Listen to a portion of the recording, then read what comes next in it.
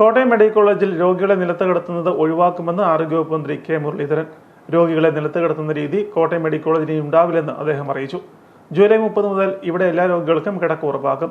Kottayam CMS കോളേജിൽ കായകൽപ്പം ജനസമ്പർക്ക പരിപാടിയുടെ ഉദ്ഘാടന ചടങ്ങിൽ അധ്യക്ഷത വഹിച്ച് സംസാരിക്കുകയായിരുന്നു മന്ത്രി.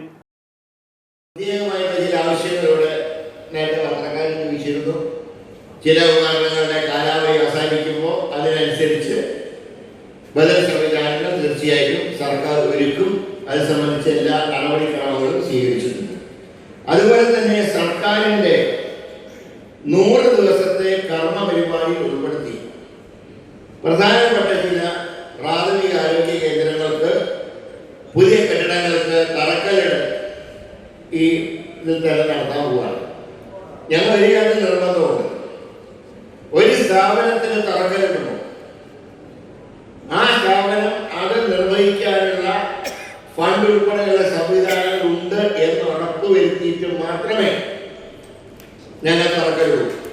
അല്ലാതെ തറക്കല്ലിട്ട് കുറെ കാലം പട്ടിക്കും പൂച്ചയ്ക്കൊക്കെ അവരുടെ കാര്യങ്ങൾ നിർവഹിക്കാനുള്ള ഒരു രീതിയാവില്ല. തറക്കല്ലിട്ടാൽ പണി തുടങ്ങും. അങ്ങനെ 100% ഉറപ്പുള്ള സ്ഥാപനങ്ങൾക്കേ തറക്കല്ലിടൂ.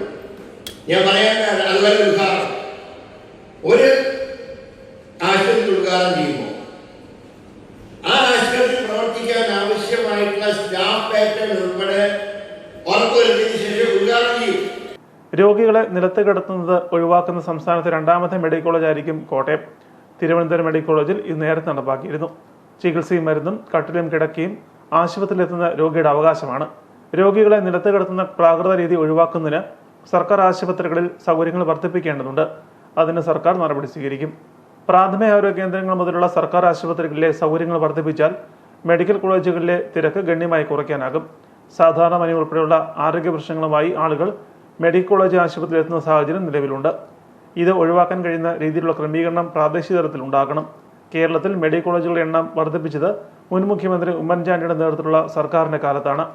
ആരോഗ്യ മേഖലയിലെ വികസന പദ്ധതികളെക്കുറിച്ചുള്ള അദ്ദേഹത്തിന്റെ കാഴ്ചപ്പാടുകൾ കൂടി കണക്കിലെടുത്തുകൊണ്ടാണ് വകുപ്പിന്റെ പ്രവർത്തനങ്ങൾ ആസൂത്രണം ചെയ്യുന്നതെന്നും മന്ത്രി വ്യക്തമാക്കി.